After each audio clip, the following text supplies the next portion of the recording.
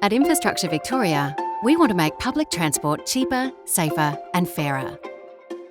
The way fares are priced can have a big impact on when, where and how people choose to travel.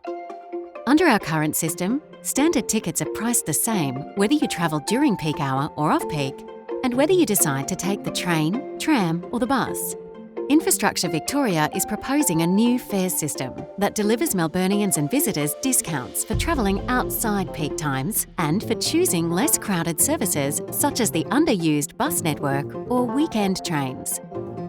Off-peak fares and much cheaper fares for trams and buses will benefit most people, especially those on low incomes, and can encourage people to safely return to the city and other activity centres as restrictions ease. There are many benefits to changing the way we pay for public transport. To find out more, visit www.infrastructurevictoria.com.au/fair move.